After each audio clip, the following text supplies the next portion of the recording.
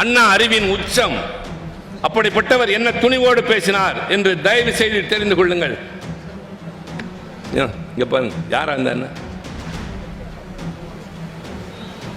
அவர் பாட்டுக்கு வர்றார், நீங்க அங்க திரும்புறீங்க. நான் அடி வயிற்றுல இருந்து பேசிக்கிட்டு இருக்கேன்.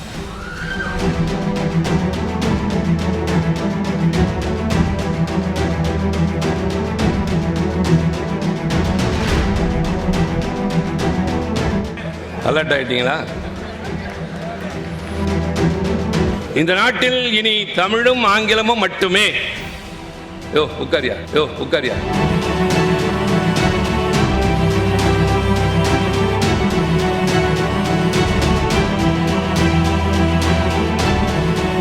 அண்ணா அறிவின் உச்சம். அப்படிப்பட்டவர் என்ன துணிவோடு பேசினார் என்று தயவு செய்து தெரிந்து கொள்ளுங்கள். இங்க பாருங்க, யாரா இருந்தா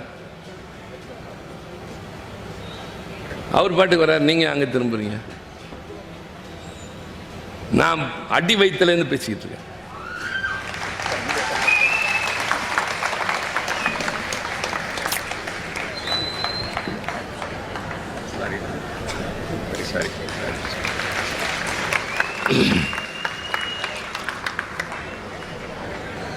பேசலாமா? அலர்ட் ஆயிட்டீங்களா?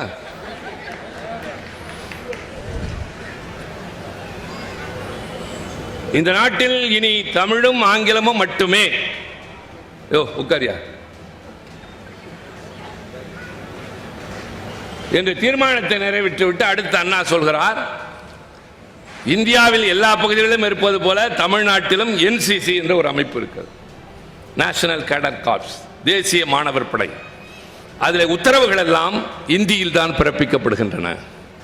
இனிமேல் தமிழ்நாட்டில் என்சிசி என்ற அந்த அமைப்பில் கட்டளைகள் ஆங்கிலத்தில் தான் பிறப்பிக்கப்படும், இந்தியில் பிறப்பிக்கப்படாது. அடுத்த வார்த்தை, ஒருவேளை இதை மத்திய அரசு ஏற்க மறுத்தால் தமிழ்நாட்டில் என்சிசி கலைக்கப்படும் என்று சொன்ன துணிச்சல் அண்ணாவுக்கு இருந்தது. செய்திகளை உடனுக்குடன் தெரிந்து கொள்ள கீழ்கண்ட கேபிள் மற்றும் டிடிஎச் நெட்வொர்க்குகளில் எம்நாடு செய்தி தொலைக்காட்சியை காணுங்கள். பாதகம் செய்பவரை கண்டால் நாம் பயம் கொள்ளலாகாது பாப்பா. மோதி மிதித்துவிடு பாப்பா, அவர் முகத்தில் உமிழ்ந்துவிடு பாப்பா. அண்மை செய்திகளை உடனுக்குடன் தெரிந்து கொள்ள இணைந்திருங்கள் எம்நாடு தொலைக்காட்சியுடன்.